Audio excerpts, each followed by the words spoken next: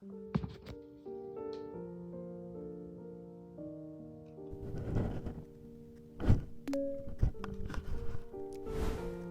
everyone, and welcome back downstairs.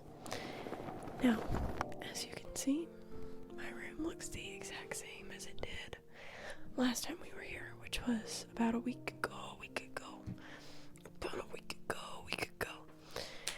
I feel like I need to get a more professional setup going here. I'm just not financially blessed right now. I mean, I'm doing okay financially, but not like, yeah, I'm doing great financially. I can spend money on whatever I want, you know. I actually spent $75 yesterday on 2 paddle boards now. $75, why is this like, okay, wait, hold on. I feel like you can't see me. I hope this mic doesn't fall. But it's holding on by a thread. Okay. No, too low.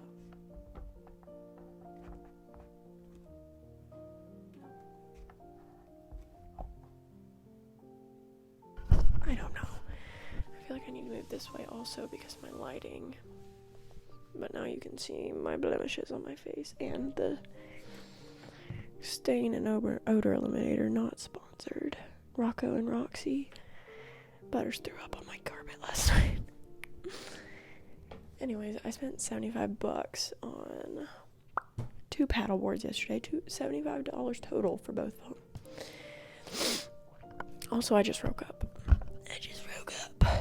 And it's actually a really good deal, but the catch is they're not usable. Okay, well now it looks too high. What is going on here?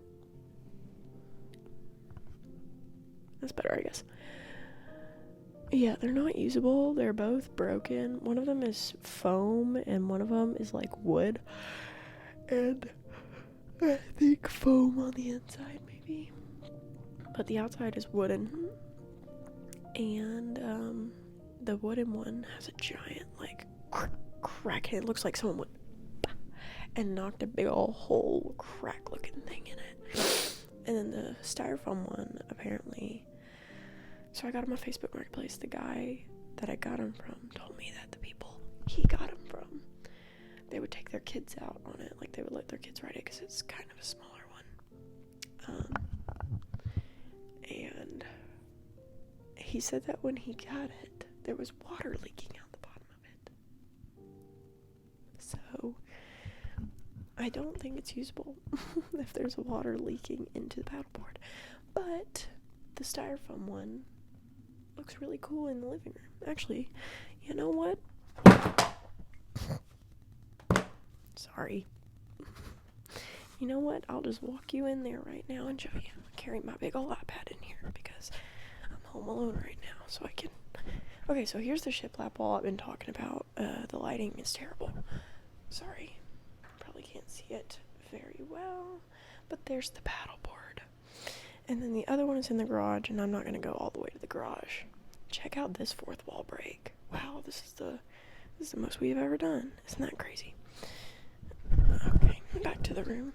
And now I have to set my iPad back up again.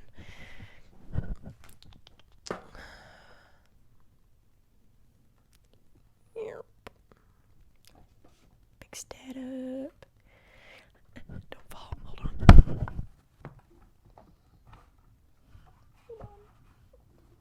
Sorry.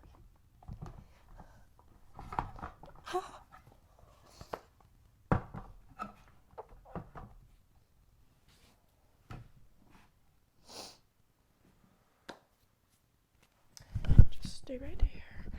Alright, let's do the APODs. We're gonna just knock out the APOD at the beginning of the episode because we have not been doing it recently and we need to do it.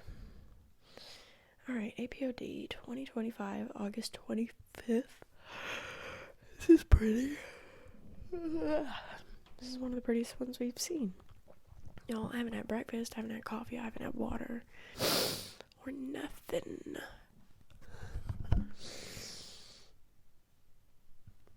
And I just yawned, and now I look sick.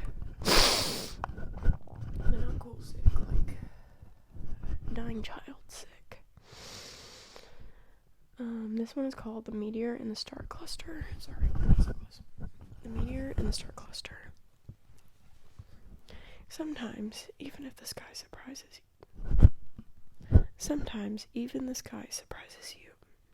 To see more stars and faint nebulosity in the Pleiades star cluster M45, long exposures are made.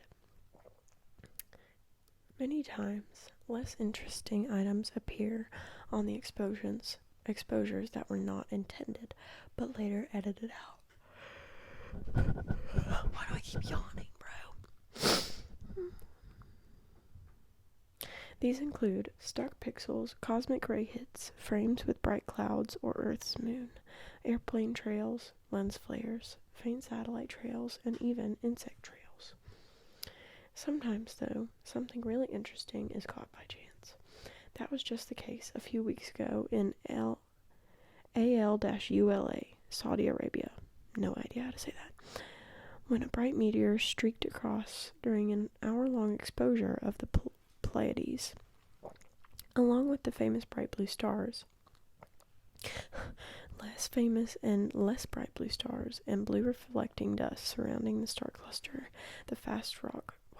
The blue reflecting dust surrounded the star cluster.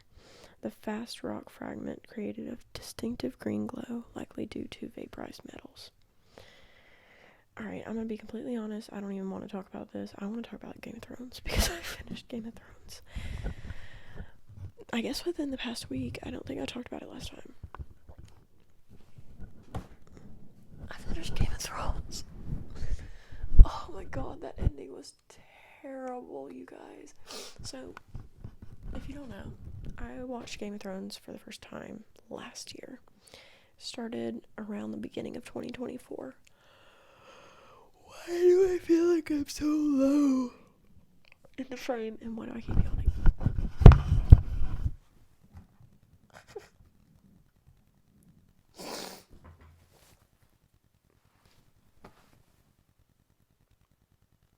I need to eat something and drink some coffee.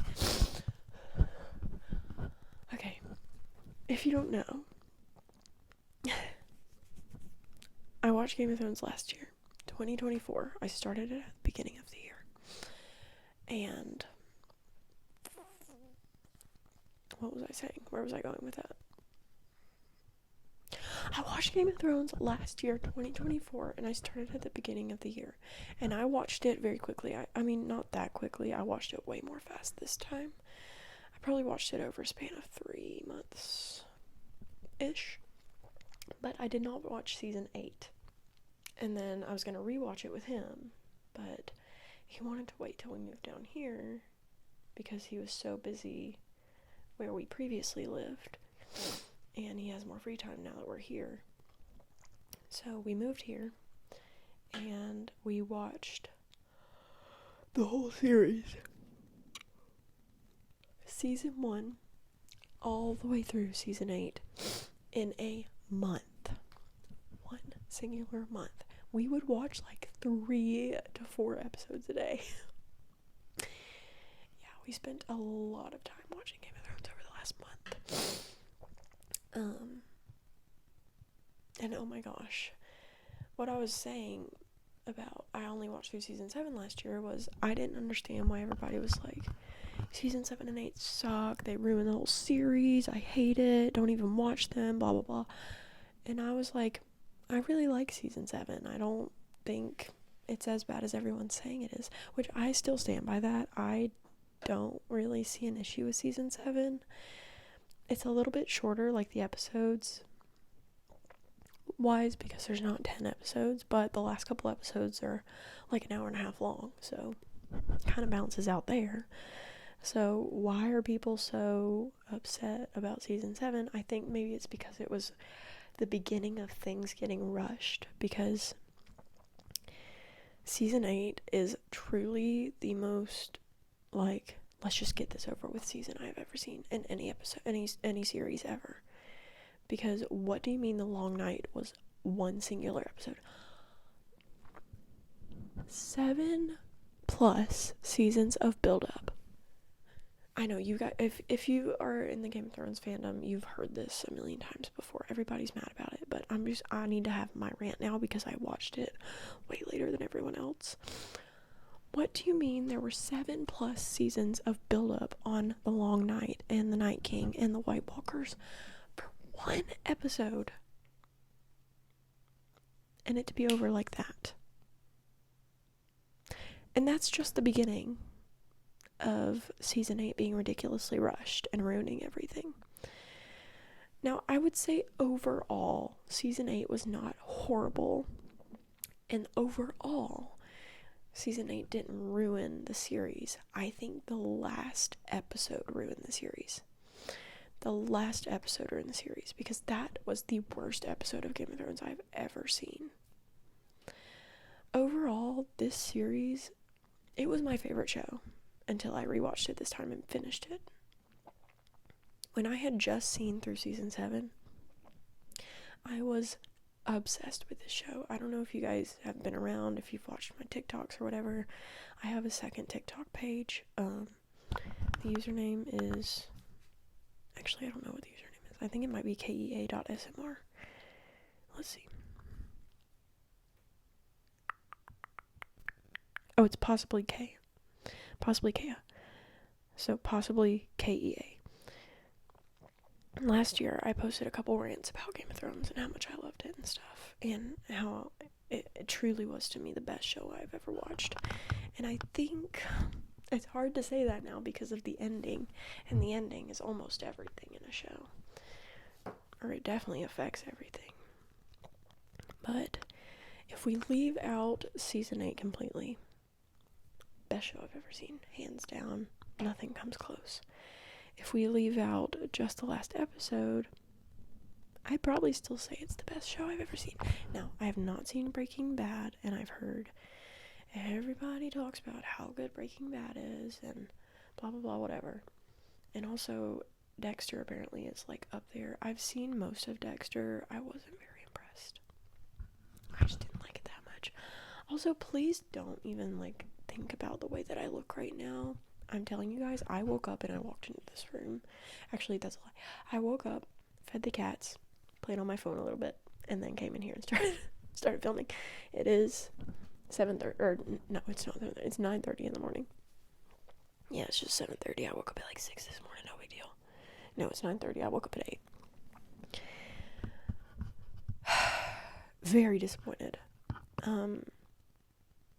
Yeah, if you don't want spoilers, I may have already given some spoilers, so apologies for that.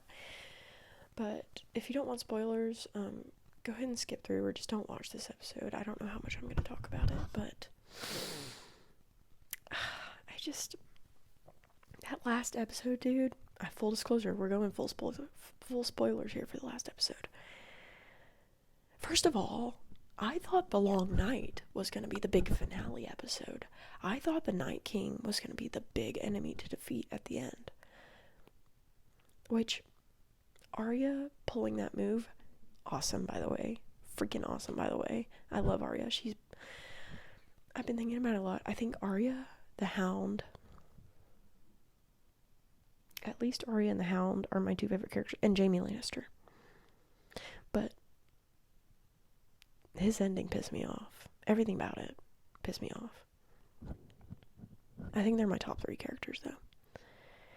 I love the Hound. He is so freaking funny. He is so funny. Yeah, I love him. Was not surprised by his death at all.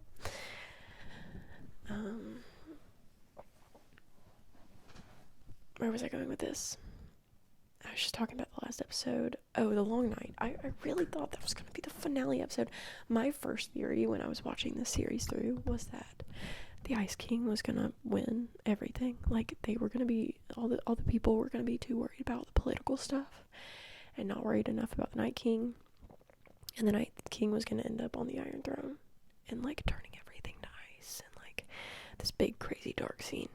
I was like, that would be a standard Game of Thrones ending. Like, I feel like that would be very fitting for the series to end like that. Like, nobody wants that to happen, but it happens anyways. But they just had to choose another way that nobody wanted to happen. but still, it was a good ending. No, it was not a good ending. That was a horrible ending. It was supposed to be good because a good person ended up sitting on the throne, but God, it does not matter, dude. I just want to the TV and to the freaking writers. But yeah, that did not happen. My second theory, which this wasn't even a theory, this was because I guess it technically was a theory because it didn't end up happening, but I saw a spoiler last year after I had watched through season 7 and was waiting to watch season 8, and it was like an edit on TikTok, and it was an edit of Starks, and there were 3 different Starks. I can't remember what the first one is, but the second one was Tony Stark, and it was talking about how Starks like defeat the enemy, whatever. And then I swiped to the last one, and it was Arya standing there next to the Night King, and I was like, she kills the Night King. That's the end of the series. That's the very end. Like, that's the finale. Arya kills the Night King. No. Arya did kill the Night King, which I got spoiled, but not in the way that I thought, because it was literally like episode 2 or 3 of season 8, and then there was still a whole bunch of other, I don't even remember what happened for the rest of the series until the last episode. And then the last episode just ruined it all. First of all, I wanted to see Cersei. She needed a more excruciating death. I might be more mad about that than I am about anything else, because she pissed me off for the whole series, and I was waiting till the end, and I was like, if Cersei either wins or doesn't get like what's coming to her, then I'm gonna be really upset. And she didn't win, thankfully. That probably would have made me more mad, honestly. She didn't win, and but she also didn't get what was coming to her. She didn't. She needed way more of a fitting ending than the building falling down on top of her and Jaime. That was stupid. I think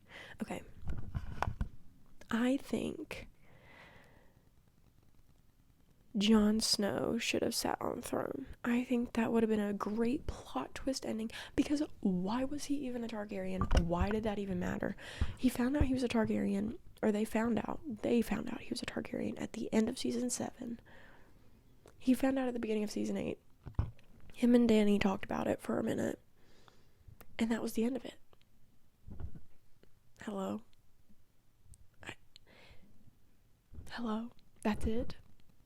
You're just gonna bicker about it for a minute? After we just found out the biggest plot twist of the whole series, Jon Snow is a freaking Targaryen? Are you kidding me? So yeah, that was horrible. And then Dany just flipping that switch. No, okay, that was the moment I remember very clearly.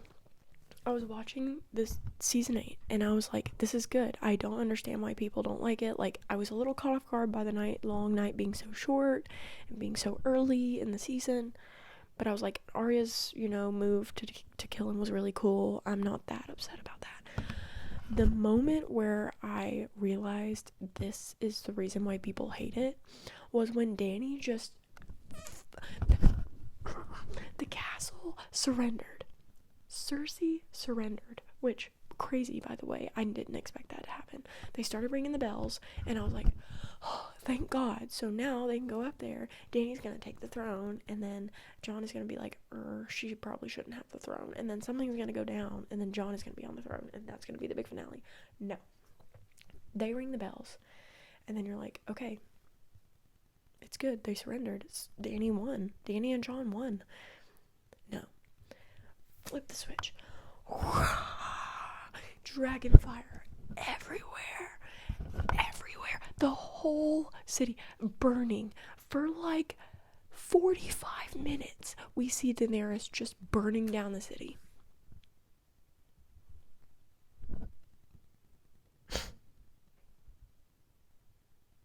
And like 10 minutes into that, I was like, this is why. This is why people are so mad. And that's not even the full extent of why people are so mad. The whole rest of it. Bran the Broken. What a boring freaking ending. What do you mean he has the most interesting story? That is what they said. They said, well, we should pick a king with stories or everything, and we should pick a king with the most interesting story. Nobody wanted to watch Bran's storyline. Sorry. Nobody wanted to watch that. I didn't. And I know a lot of other people didn't. It was boring. It was so boring. The most interesting part was the most sad part, was Hodor. That was like the most I've ever been locked in to Bran's storyline. Other than that, bored. Tired of it. Want to skip. And guess what? If I had skipped it, wouldn't have lost any information on the show. Probably. If I had skipped his whole journey, except for like the Hodor stuff, Mira didn't matter. Jojen didn't really matter that much. The only thing Mira mattered for was getting him in and out of Beyond the Wall.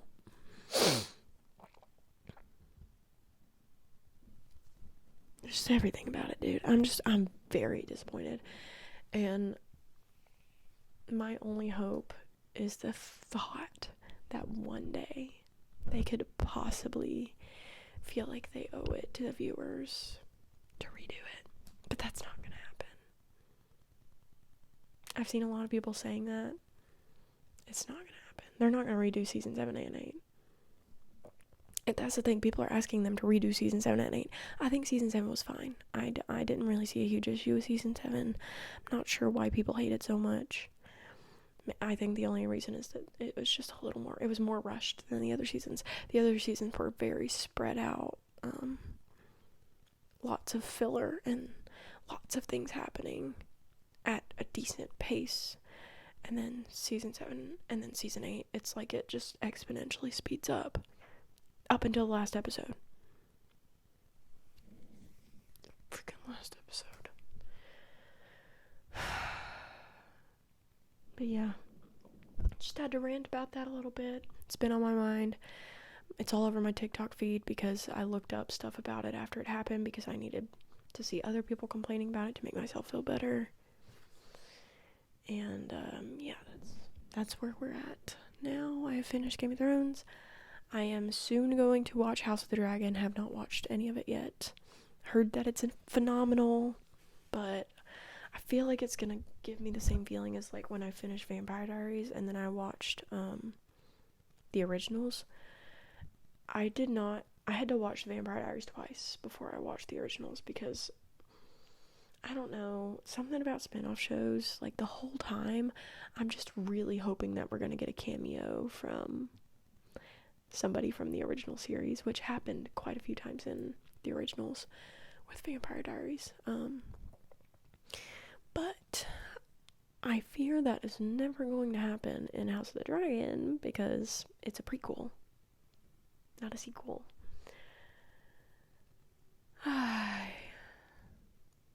But I've heard it's phenomenal, and I'm down to watch it. I'm just really gonna miss the original characters. I'm really just gonna miss Arya, Jaime, and the Hound. Dude, the Hound is such an underrated character. He was so funny. I'm really glad he made it to the last episode, but I wish he would have survived. Alright, well, that's enough of that. Also, I've been riding my motorcycle quite a bit recently, and I signed up for my MSF. If you guys don't know, which you should know if you keep up on the episodes, I got a Kawasaki Ninja 300. I'm gonna write down this timestamp so I can tell you guys when to skip past the Game of Thrones spoilers. It's a 26 minutes in. 26 minutes. Game of Thrones spoilers over. Spelled that wrong. Okay. 26 minutes. I'll write that on the screen for all of you lovely people who may want to skip the spoilers. There's a jet flying over the house.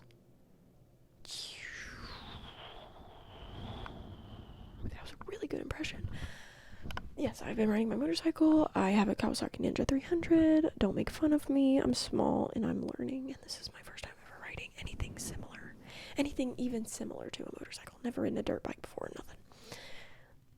So, I can do right turns now. Thank you, I know. Been riding around the neighborhood. I finally left my street about